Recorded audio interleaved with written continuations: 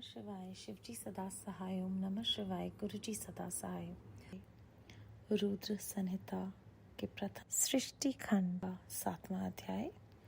भगवान विष्णु की नाभि से कमल का प्रादुर्भाव, शिवेच्छावश ब्रह्मा जी का उससे प्रकट होना, कमल नान के उद्गमन का पता लगाने में असमर्थ ब्रह्मा का तप करना, श्री हरि का उन्हें दर्शन देना, विवादग्रस्त ब्रह्मा विष्णु के बीच में अग्निस्तंभ कर प्रकट होना तथा उसकी ओर चोर का पता ना पाकर उन दोनों का उसे प्रणाम करना। ब्रह्मा जी कहते हैं, देव ऋषि, जब नारायण देव जल में शयन करने लगे उस समय उनकी नाभि से भगवान शंकर के इच्छावश सहसा एक उत्तम कमल प्रकट हुआ जो बहुत बड़ा था। उसमें असंख्य नालदंड थे। उसकी कांति कनेर के फूल के समान पीले रंग की थी तथा उसकी लंबाई और ऊंचाई भी अनंत योजन थी। वह कमल करोड़ों सूर्यों के समान प्रकाशित हो रहा था। सुंदर होने के साथ ही संपूर्ण तत्वों से युक्त था और अत्यंत अद्भुत, परम रमणीय, दर्शन के योग्य तथा सबसे उत्तम था। तत्पश्चात कल्याणकारी परमेश्वर सांबे सदाशिव ने पूर्व व्रत रतन करके मुझे अपने दाहिने अंग से उत्पन्न किया। मुने, उन महेश्वर ने मुझे तुरंत ही अपनी माया से मोहित करके नारायण देव के नाभि कमल में डाल दिया और लीला पूर्वक मुझे वहां से प्रकट किया। इस प्रकार उस कमल से पुत्र के रूप में मुझ हिरण्यगर्भ का जन्म हुआ। मेरे 4 मुख हुए और शरीर की कांति लाल हुई। मेरे मस्तक त्रिपुंड की रेखा से अंकित थे। तात भगवान शिव की माया से मोहित होने के कारण मेरी ज्ञान शक्ति इतनी दुर्बल हो रही थी कि मैंने उस कमल के सिवा दूसरे किसी को अपने शरीर का जनक या पिता नहीं जाना। मैं कौन हूँ? कहाँ से आया हूँ? मेरा कार्य क्या है?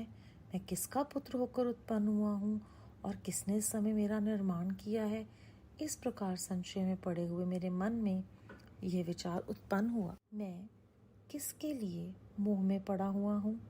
जिसने मुझे उत्पन्न किया है उसका पता लगाना तो बहुत सरल है।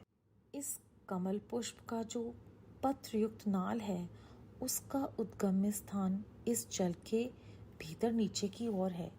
जिसने मुझे उत्पन्न किया है वह पुरुष भी वही होगा, इसमें संशय नहीं है। ऐसा निश्चय करके मैंने अपने को कमल से नीचे उतारा। मुने, मैं उस कमल की एक एक नाल में गया और सैकड़ों वर्ष तक वहां भ्रमण करता रहा, किंतु कहीं भी उस कमल के उद्गमन का उत्तम स्थान मुझे नहीं मिला। तब पुनः संशय में पड़कर मैं उस कमल पुष्प पर जाने को उत्सुक हुआ और नाल के मार्ग से उस कमल पर चढ़ने लगा। इस तरह बहुत ऊपर जाने पर भी मैं उस कमल के कोश को न पा सका। उस दशा में मैं और भी मोहित हो उठा। मुने, उस समय भगवान शिव की इच्छा से परम मंगलमय उत्तम आकाशवाणी प्रकट हुई जो मेरे मोह का विध्वंस करने वाली थी। उस वाणी ने कहा, तपस्या करो। उस आकाशवाणी को सुनकर मैंने अपने जन्मदाता पिता का दर्शन करने के लिए उस समय पुनः प्रयत्न पूर्वक 12 वर्षों तक घोर तपस्या की। तब मुझ पर अनुग्रह करने के लिए ही 4 भुजाओं और सुंदर नेत्रों से सुशोभित भगवान विष्णु वहां सहसा प्रकट हो गए।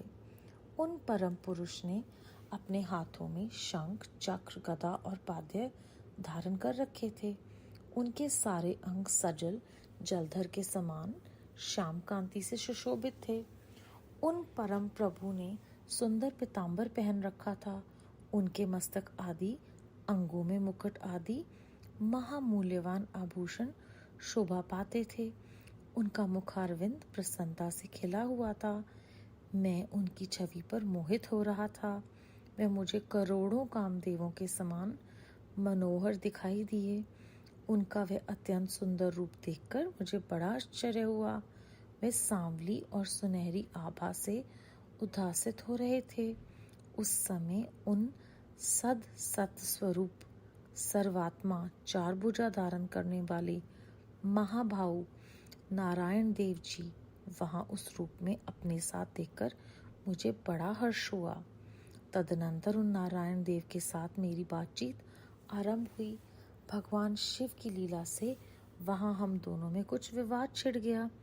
इसी समय हम लोगों के बीच एक महान अग्निस्तंभ ज्योतिर्मय लिंग प्रकट हुआ।